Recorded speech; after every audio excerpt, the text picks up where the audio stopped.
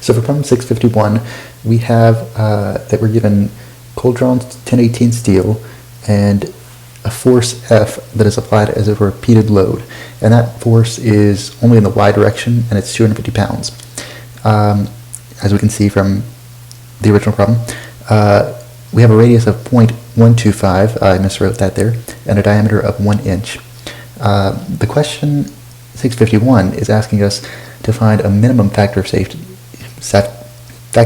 for fatigue at point A based on infinite life and the Morrow criterion. If life is not infinite, we'll estimate the number of cycles.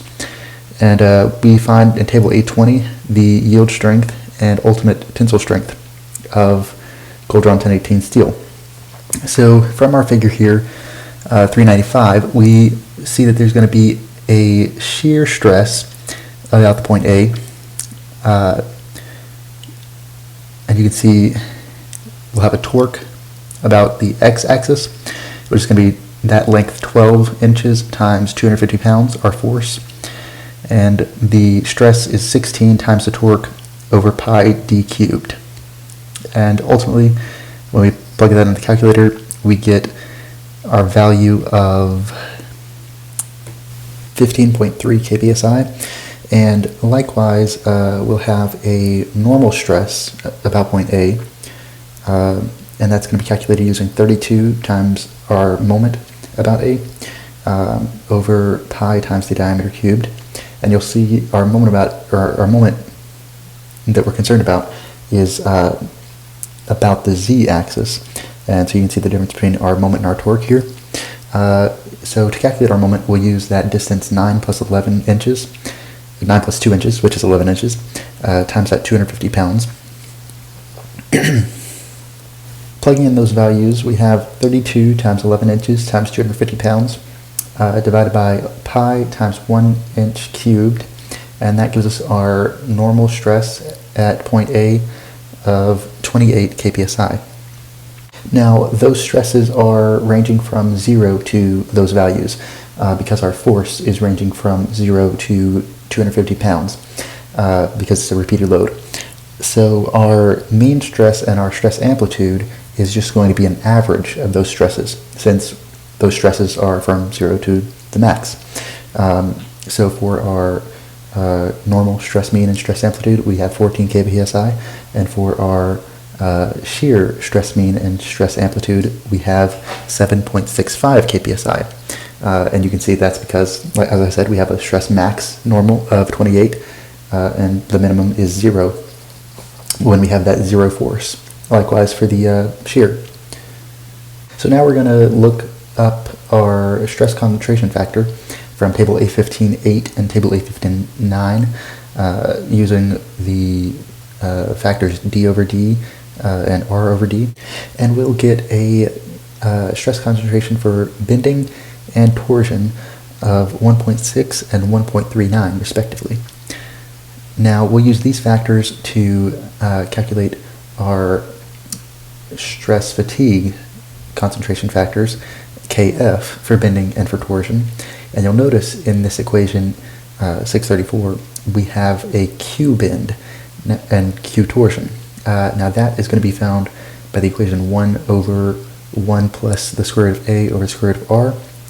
And square root of A is this long equation here that takes into account the ultimate tensile strength. And we'll just plug and chug that and get 0.1037 for bending. And so ultimately we get a Q bend of 0.78. So likewise, these are equations 635 and 36. Likewise for torsion, we'll use 636 to calculate a square root of A of 0.078 and a Q bend, Q torsion of 0.82. And that was using equation 633. So now we'll get our stress concentration factors, stress fatigue concentration factors, Kf for bending of 1.47 and Kf for torsion 1.32. And we'll use these factors to calculate our von Mises stresses. And that's going to give us a here's the equation for that. The concentration factors times the stresses for bending and torsion, respectively, squared, and that gives us 27 kpsi, and that's going to be the same again for the amplitude and the mean, because again we have that range from 0 to the max. So our max von Mises is 54 kpsi, and we'll check the yielding factor of safety, and that's going to be our yield strength over our max, which equaled 1. So we do not have yielding on the first load. So here we're going to also calculate SE prime, which is to ultimately calculate SE. And that's going to be, for this particular problem, 0.5 times SUT, because our SUT is less than 200 kpsi. It's 64 kpsi. That gives us an SE prime of 32 kpsi. This is from equation 610. So now we use 617 to find SE, but you'll see that we're missing the factors Ka and Kb. So we'll use equation 618 to find Ka, which is A times SUT to the power of B. So we get from table 6.2 our factors A and B, which is 2.0 and negative 0.217, and that gives us a Ka factor of 0.11. And those values for A and B came from the fact that our material is cold drawn. Now, since for finding Kb, we'll need to use an equivalent diameter from equation 623, and that's because our shaft is non-rotating.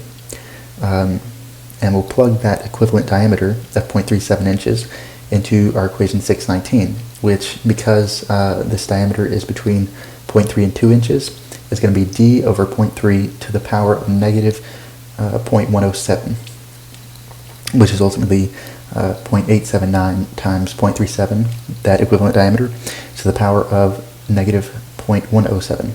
And that gives us a final Kb value of 0.98. Now we'll calculate the endurance strength, SE, from that SE prime, and that's going to give us 0.811 times 0.98 times the 32 kpsi, and we get a final value of 25.43 kpsi. Now note the full equation for SE includes Kc, Kd, and Ke, but we had a combined loading and didn't have any information on reliability or temperature, so we could ignore those factors. So now we'll calculate the factor of safety using the Morrow method, which is given by equation 646, and you can note that we are missing the sigma f prime, which is given by equation 644, giving us a value of 114 kpsi for that particular stress. So plugging into the factor of safety from Morrow, we ultimately get a factor of safety of 0.77, which indicates that infinite life is not predicted. So we'll calculate an alternating stress, sigma AR, using equation 659, and that's going to be sigma A over 1 minus sigma AR over, sigma M over sigma F prime, and that gives us a sigma AR of 35.38 kpsi. And so we can use equation 615 to calculate the number of cycles that this will last.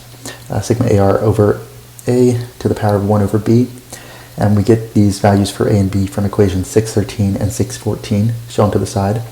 But notice here we're also missing the value for F, and we can get that from figure 623, and we get that value of 0.9, and that's because our ultimate tensile strength is less than 70 kpsi, 64 kpsi. So plugging in 0.9 and all the other values, we get a value for A and B of 130.47 and negative 0.118359, respectively. And plugging those values into the equation for N, 615, we get roughly 61,000 cycles.